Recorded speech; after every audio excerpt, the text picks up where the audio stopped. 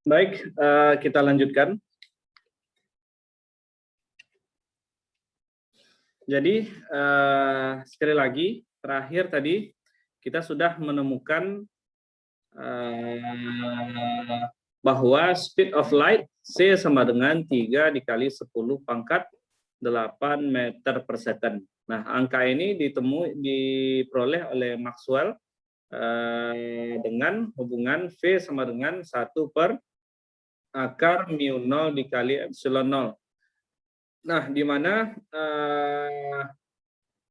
ini diperoleh atas revisi Maxwell yang sangat krusial, di mana revisi Maxwell terhadap hukum Ampere yang sangat krusial adalah itu ya, mu 0 epsilon 0 del E per del T, di mana sebelumnya hukum Ampere hanya mu 0 J saja ya. Nah, sekarang kita akan lanjutkan ya. Kita akan lanjutkan.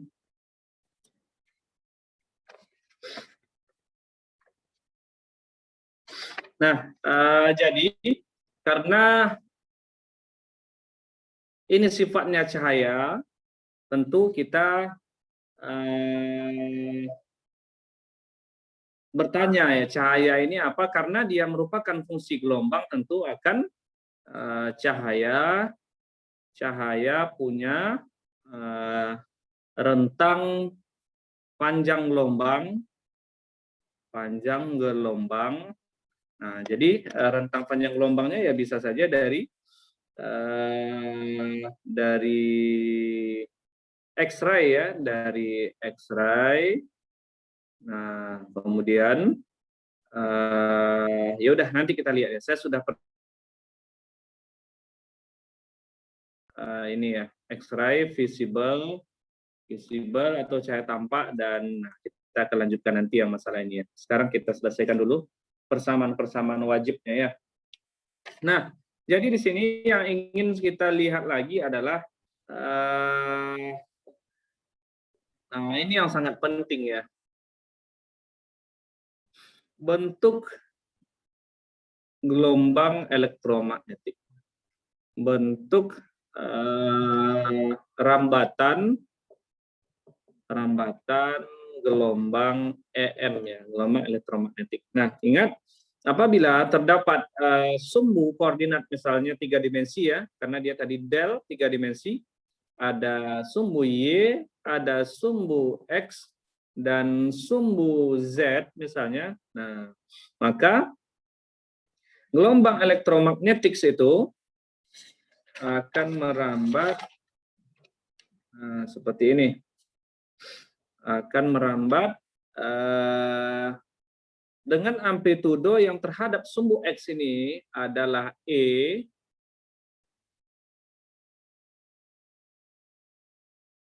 Nah, ini terhadap sumbu X ya, amplitudonya.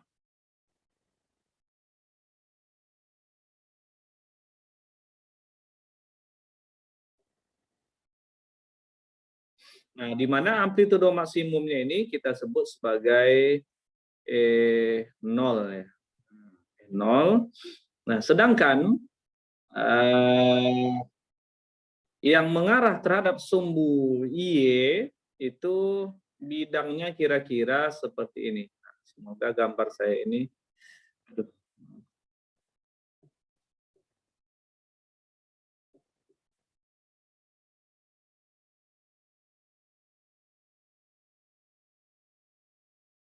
Nah, ini mengarah kepada sumbu Y.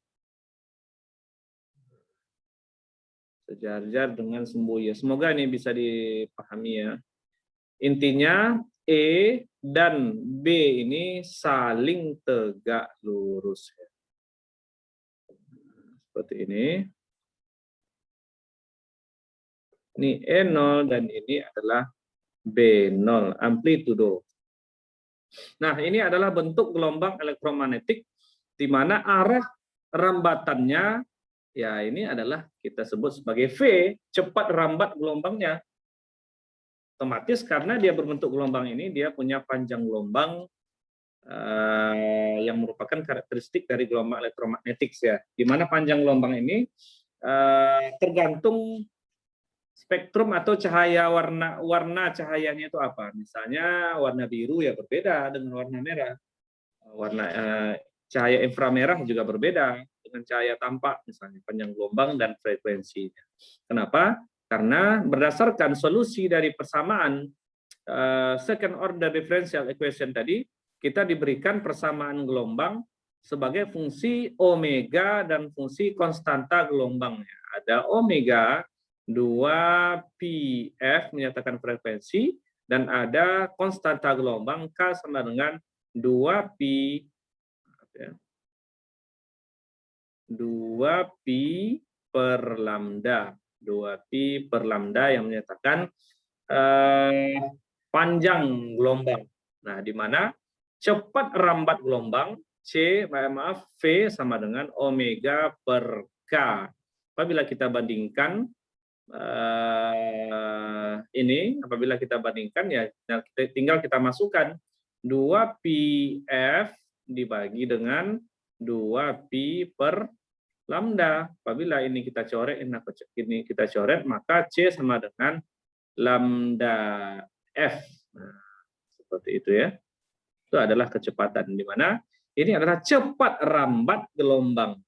Bagaimana dengan kecepatan gelombang ke arah sumbu X dan ke arah sumbu Y? Nah, jadi sekali lagi saya ulangi, cepat rambat gelombang ini arahnya adalah arah daripada rambatan gelombang. Kemana arah rambatan gelombang? Ya, ke sumbu Z. Lalu bagaimana dengan kecepatan gelombang yang ke arah sumbu X? Kenapa? Ini kan ada arah daripada amplitudo ini kan ke sini. Arah kecepatan dia ke sumbu X positif, sumbu X negatif, dan kecepatan dia ke sumbu B, ke sumbu Y positif dan negatif bagaimana? Nah, itu kita ambil dari persamaan gelombangnya. Contoh, misalkan, nah ini ya, persamaan gelombangnya tadi kita diberikan misalnya sebagai fungsi Z, T. Nah, misalnya ada E0 cos KZ minus, maaf ini ke kanan ya, ke kanan saya buat, berarti kalau gelombangnya ke kanan saya buat persamaannya cos omega T minus KZ.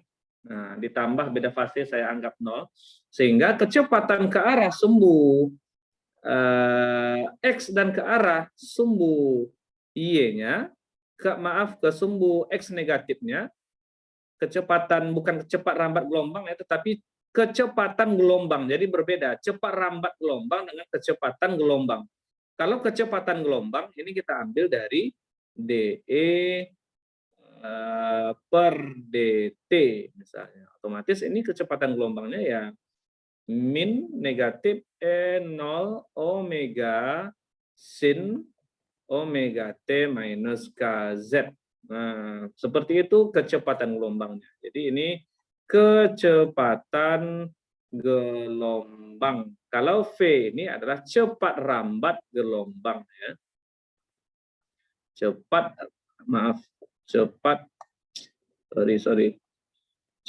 rambat gelombang. Cepat rambat ya. Nah, sama untuk B juga seperti itu. Kalau B berarti juga dB per dt, kecepatan gelombangnya ya. Nah, jadi itu terkait bentuk persamaan gelombang. Nah, sekarang saya akan melanjutkan dengan, karena gelombang itu merupakan gelombang elektromagnetik yang berbentuk bidang terhadap sumbu X dan bidang terhadap sumbu Y yang menyatakan medan listrik dan medan magnetik. Nah, maka kita akan untuk menyederhanakan perhitungan atau perumusan kita akan menganggapnya sebagai gelombang monokromatik ya, monokromatik plane wave ya. Jadi dia dianggap gelombang bidang. Sekarang kita lihat dulu monokromatik plane wave ya. Nah, kenapa monokromatik? Ya, kalau dia polikromatik susah kita merumuskannya karena ada banyak panjang gelombang di sana.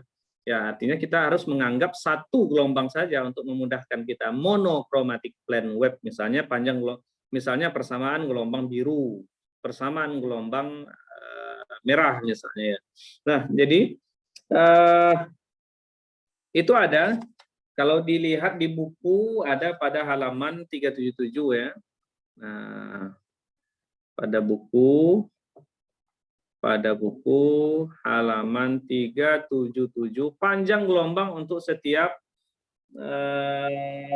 warna ya. Ada untuk panjang gelombang gamma, panjang gelombang sinar X, ultraviolet, kemudian ada visible, ada ini dijelaskan di sini juga ada dari biru, green, yellow, orange, sampai ke inframerah ya, sampai juga ke gelombang microwave, TV, FM, AM, RF dan sebagainya. Ini ada di buku ini semuanya ya. Nah, jadi di sini persamaannya diberikan persamaan gelombang elektromagnetik itu untuk monokromatik plane wave itu diberikan E sebagai fungsi Z, T sama dengan E0 eksponensial I KZ kurang omega T. Nah, ini adalah persamaan gelombangnya untuk medan listrik dan untuk medan magnet ini diberikan B Z, T sama dengan B0 eksponensial pangkat I KZ dikurang omega T. Nah, dikurang omega. Ingat, K ini konstanta gelombang dan omega adalah 2πf ya. Angular velocity, kecepatan sudut ya. Nah, di sini kenapa ini ada imaginary di sini? Nah, imaginary ini sebetulnya menyatakan bahwa E ini ya adalah imajiner ya, tetapi E0 ini adalah the real part-nya, bagian yang bisa kita ukur. Bagian yang bisa kita ukur itu ya biasanya E0 amplitudonya yang bisa kita ukur. Misalkan menggunakan osiloskop misalnya ya, tapi untuk cahaya. Misalkan ada cahaya, kita deteksi dia dengan menggunakan fotodetektor ya, kita bisa melihat seperti apa amplitudonya. Tetapi EZT ini sendiri ya adalah imaginer, sedangkan N0-nya ini adalah real part-nya ya. Nah, sama B juga seperti itu. Sehingga di sini sebentar 375 Oke. Nah, sehingga di sini kita akan diberikan, nah karena sekali lagi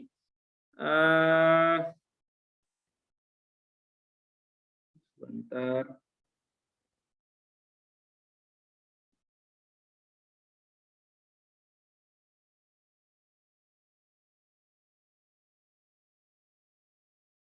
nah jadi di sini kita juga akan diberikan hubungan antara B0 amplitudo sama dengan K per omega dikali E0. Nah, ingat ini sangat penting nanti ya. Di mana ini sama dengan K per omega itu kan adalah seper C ya, di mana C tadi omega per K ya. C sama dengan omega per K. Otomatis B0 juga bisa kita tulis sebagai 1 per C E0. Nah, ini hubungan yang sangat penting sehingga ya kita dapat menulis persamaan kita kedua-duanya di dalam bentuk E0. Kenapa seperti itu? Sebelumnya saya tulis dulu ya, sehingga ini kan dapat saya tulis E Z, T sama dengan E0 eksponensial pangkat IKZ kurang omega T dan BZ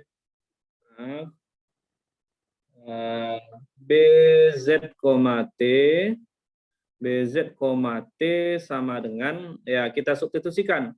B0-nya kita ganti dengan 1/C E0 eksponensial KZ minus omega T. Nah, seperti itu. Artinya apa? Ya, kalau ada sebuah gelombang cahaya yang datang atau yang kita ingin deteksi, kita sangat sulit untuk mendeteksi B ini ya. Medan magnetik ini sangat sulit ya. Biasanya kita mendeteksi B ini yang menggunakan misalnya kertas magnet. Kita melihat garis-garis gaya magnet. Tapi untuk menghitungnya susah ya. Sehingga kita dapat menghitungnya ya berdasarkan kalau kita sudah dapat E0-nya, ya tinggal kita kalikan dia dengan 1/C. Itu sudah mewakili daripada B0 dari hubungan ini ya. Nah, jadi itu maksudnya kenapa kita ganti persamaan kita dalam bentuk E0. Sehingga sekarang kita punya dua persamaan monokromatik plane wave untuk gelombang elektromagnetik ya. Di mana gelombang ini ditentukan jenis gelombang ini untuk cahaya apa, untuk karakteristik apa itu ditentukan oleh nilai K dan omeganya. Karena semua gelombang elektromagnetik pasti berbeda panjang gelombang dan frekuensinya. Jadi istilahnya fingerprint daripada cahaya itu, daripada gelombang elektromagnetik itu adalah frekuensi atau panjang gelombang. Terserah salah satu ya. Karena apa? Karena kita punya hubungan C sama dengan lambda F.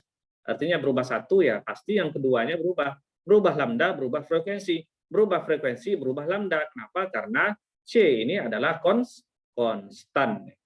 Nah, seperti itu. Baik, sekarang kita lanjutkan ke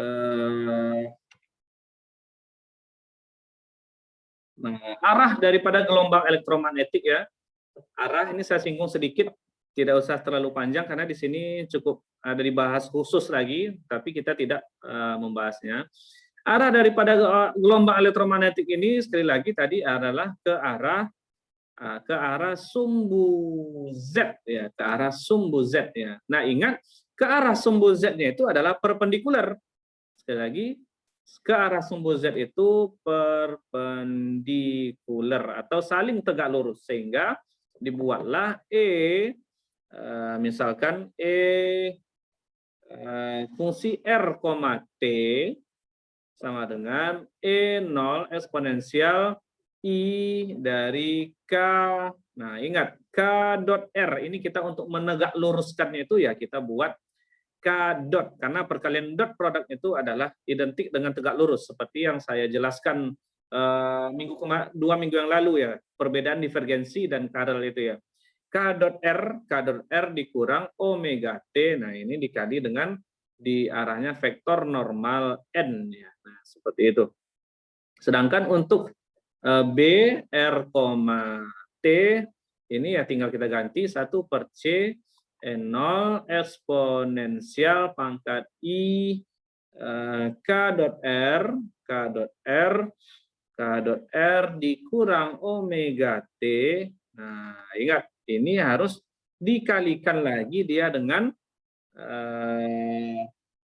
K cross N. K cross N sama dengan 1/C K cross E. Nah, ini untuk arah daripada sekali lagi arah daripada medan listrik dan medan magnet yang perpendikular. Jadi persamaan kita yang mana satu, Pak? Ya kalau persamaan kita tetap kita pakai yang ini ya. Tetap kita pakai yang ini persamaan kita. Persamaan yang ini hanya untuk memperlihatkan arah daripada medan elektromagnetik ini adalah perpendikular terhadap sumbu Z. Nah, seperti itu. Baik, kita lanjutkan. lalu ada energi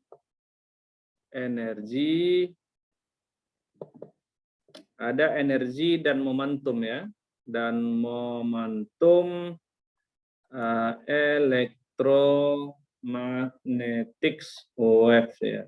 Nah, gelombang ya. Gelombang itu ya pasti punya energi. Contohnya apa? Kapan kita bisa melihat energi gelombang? Ya, energi gelombang cahaya itu contoh yang paling sederhana ketika loop kaca pembesar itu kita letakkan di bawah terik matahari misalnya. Nah, itu kan nanti dikumpulkannya gelombang itu intensitasnya jadi meningkat, dia bisa membakar plastik misalnya. Artinya kan dia punya energi. Atau yang sekarang misalnya untuk anak-anak kita misalkan kalau dia khitan misalnya atau untuk operasi itu sudah menggunakan laser misalnya. Laser cutting misalnya. Untuk memotong besi pakai laser, itu kan memperlihatkan bahwa cahaya itu punya energi.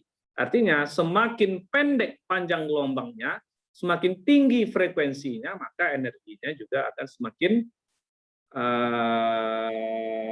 besar, tetapi dia mudah terserap ya. Kalau tergantung juga amplitudonya. Kalau dia panjang gelombangnya pendek, tetapi amplitudonya besar, ya energinya juga bisa besar ya. Contohnya gelombang gempa misalnya bukan cahaya. Ya. Tapi kalau pada cahaya yang paling besar itu ya untuk panjang gelombangnya yang pendek ya. Nah, jadi di sini diberikan, saya langsung saja tidak akan saya turunkan, tapi saya akan langsung berikan di sini, nah yaitu densitas flux energi,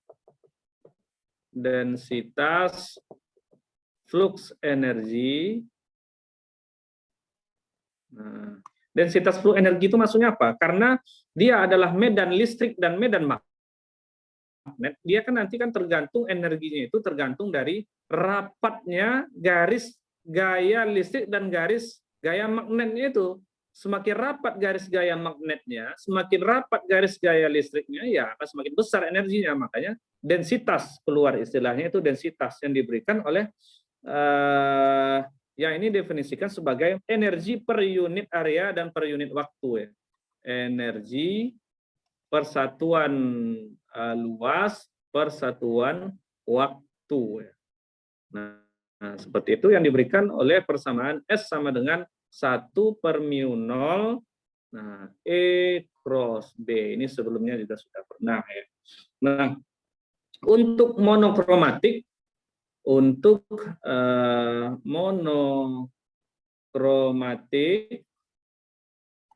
monokromatik web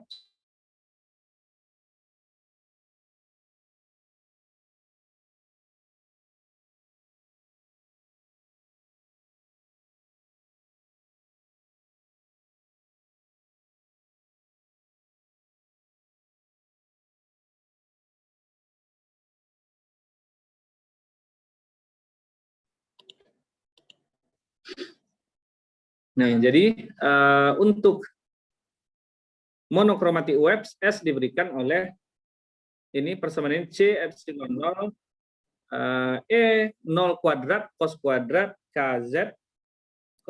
KZ minus omega T, tentu ini ditambah dengan beda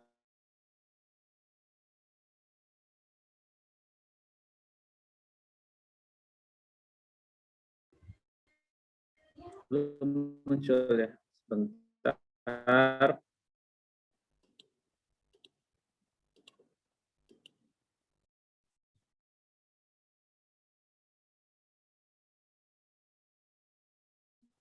Masih belum muncul? Belum juga. Belum, Pak. Kayaknya internetnya. Udah ya? Udah muncul ya? Udah.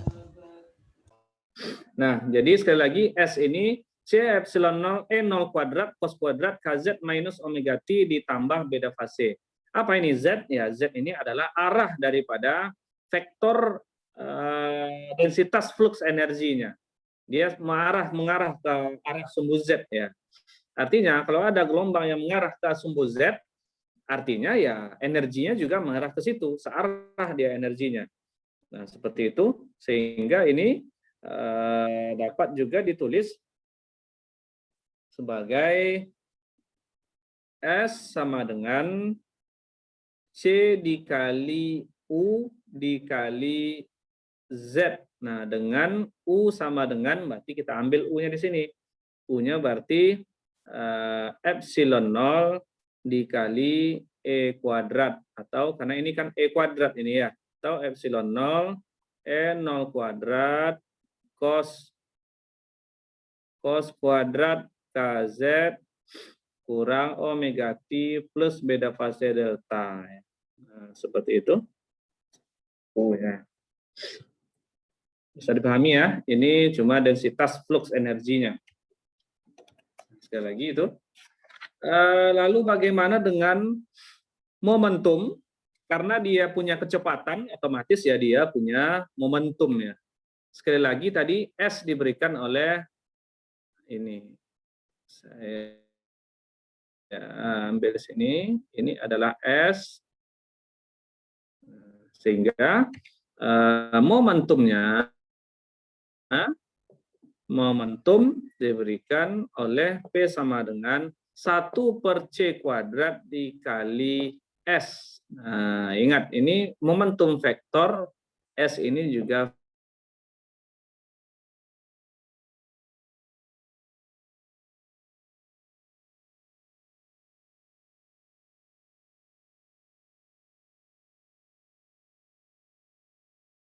itu adalah ke arah sumbu Z. Nah, dia harus searah ya.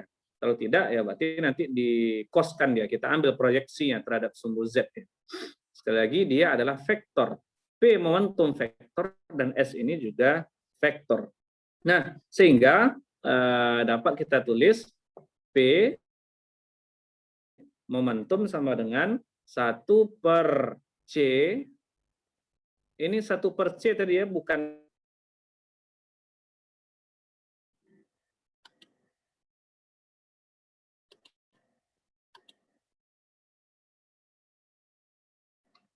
sudah bisa dilihat?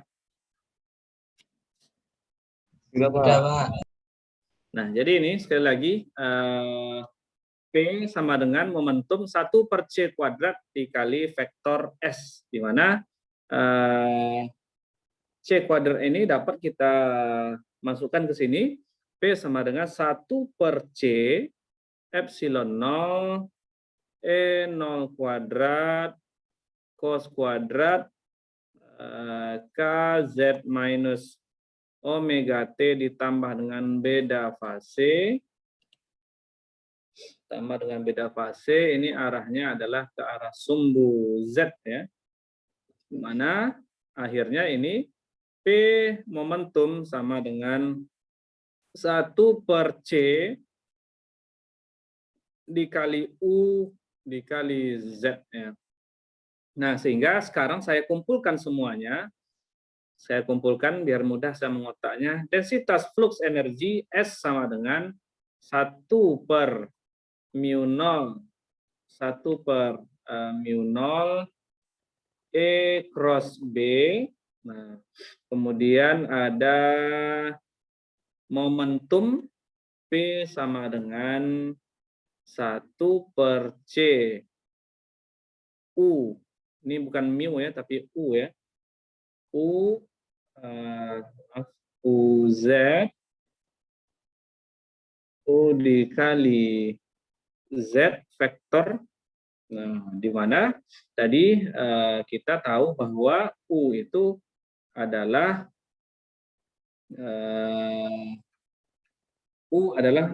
epsilon 0 dikali E kuadrat. Epsilon 0 dikali E kuadrat atau epsilon 0 E0 kuadrat cos kuadrat KZ minus omega T ditambah beta fase delta. Nah, ini yang kita peroleh dari sini ya. Ada momentum dan ada densitas flux energi S.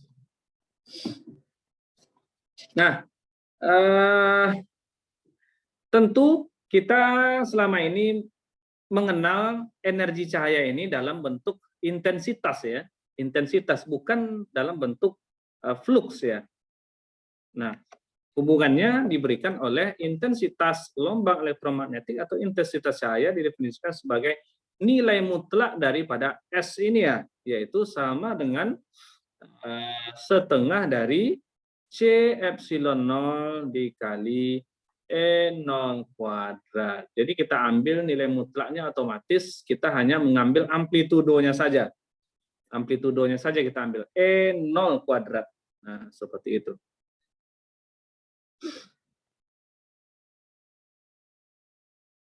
Nah, terakhir yang paling penting adalah tekanan radiasinya, tekanan radiasi diberikan oleh P sama dengan 1 per A dikali delta P per delta T. Nah, ini sama dengan 1 per 2 epsilon 0 E0 kuadrat. Nah, otomatis ini kan adalah I intensitas per C. Nah, ini adalah tekanan radiasinya, yaitu rata-rata intensitas per C-nya ya, per C di sini ya. Nah, jadi sampai di sini sepertinya yang kita pelajari. Ada lagi. Jadi di sini saya menugaskan untuk pertemuan kita yang ke-15, saya menugaskan teman-teman, tidaklah susah ya, bukan tugas mengerjakan tetapi tugas ini tugasnya adalah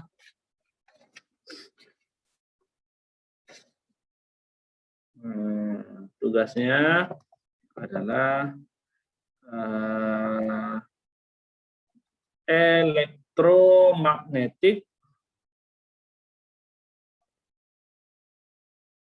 wave in matter ya. Nah, tadi kan yang kita pelajari di vakum itu ya. Nah, coba dipelajari kalau di dalam suatu media seperti apa. Nah, buat saya tugasnya tulis tangan saja ya. Tulis tangan saja. Nah, nanti mohon diupload di sistem kita ya. Itu yang saya tugaskan beserta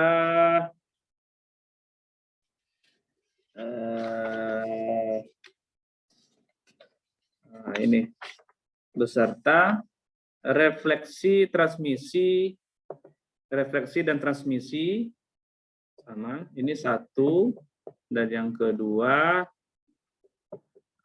refleksi dan transmisi. Refleksi ini pemantulan ya, transmisi ini pembelokan ya, pembiasan bisa juga ya, pemantulan dan pembiasan cahaya ya. Dan transmisi gelombang elektromagnetik ya. Nah, cuma itu yang saya tugaskan untuk teman-teman semuanya. Di sini saya akan jelaskan sedikit untuk pengetahuan saja. Kebetulan kita masih ada sekitar 4 menit ya. Nah, ini tadi sebentar, saya ingin memperlihatkan. Nah, aplikasi gelombang elektromagnetik ya. Nah, sebetulnya lanjutan dari materi kita ini adalah ya membahas tentang gelombang elektromagnetik itu sendiri. Ada sinar ultraviolet ya, ada pemanfaatan UV. Ini pemanfaatannya ya banyak ya, untuk tumbuh-tumbuhan, untuk kuman dan lain sebagainya ya. Kemudian ada sinar X. Kita tahu X-ray ini untuk Untuk scan tubuh manusia, untuk melihat tulang misalnya, dia punya daya tembus. Nah, ini seperti ronsen. Ronsen itu memanfaatkan gelombang sinar X ya. Ronsen seperti ini. Kemudian ada sinar gamma. Sinar gamma ini digunakan untuk mempelajari seperti mempelajari ilmu NASA ya, mempelajari benda-benda langit misalnya. Kemudian ada sinar gamma barusan yang kita jelaskan. Nah, kemudian, nah ini yang tak kalah penting, penggunaan elektromagnetik yang sangat merubah sistem tatanan sistem pertahanan udara atau dalam perang modern saat ini ya, di mana misalkan dengan radar kita bisa mendeteksi keberadaan musuh, dengan radar kita bisa mendeteksi pesawat musuh yang memasuki areal kita. Nah, caranya gimana? Ya, caranya dengan memancarkan gelombang elektromagnetik, kemudian nanti gelombang yang dipancarkan itu akan dipantulkan kembali. Nah, akan dipantulkan kembali oleh pesawat tersebut, sehingga gelombang pantulnya itu kita deteksi, barulah kita tahu jaraknya berapa pesawat itu dan posisinya di mana. Nah, sebaliknya ini ada radar untuk pesawat siluman. Kenapa pesawat siluman itu sulit dideteksi? Karena cahaya yang kita pancarkan itu dari transmitter itu akan dipancarkan ke segala arah karena permukaannya tidak rata pesawat siluman itu. Sehingga dia nanti tidak dipantulkan ke receiver kita, melainkan dipantulkan ke segala arah sehingga sulit dideteksi. Nah, ini speed of light sudah. Nah, ini hubungan frekuensi dan panjang gelombang ini sudah. Ini rata-rata sudah ya. Jadi itu ada sangat banyak aplikasi daripada gelombang elektromagnetik ini di dalam kehidupan kita. Nah, baik itu saja. Apakah ada yang bertanya? Jadi kuliah 15 pertemuan atau 14 pertemuan ini sampai hari ini sebetulnya sangat singkat kita bicara konsep perumusan elektrodinamika ini, ditambah lagi dengan perumusan-perumusannya beserta dengan aplikasi-aplikasi ini, jadi sangat ringkas ya, sangat singkat maksudnya, sehingga waktu sangat mepet sehingga kita tidak dapat kita tidak luasa melihat konsepnya seperti apa, rumusnya seperti apa, contohnya seperti apa. Nah, karena keterbatasan waktu 2 SKS. Sementara isinya cukup panjang, ada medan listrik, medan magnet atau elektrostatik dan magnetostatis plus ini ya Maxwell equation ini dan gelombang elektromagnetik. Silakan kalau ada yang bertanya. Waktu kita sudah habis nanti. Itu, Pak, ya. Gimana?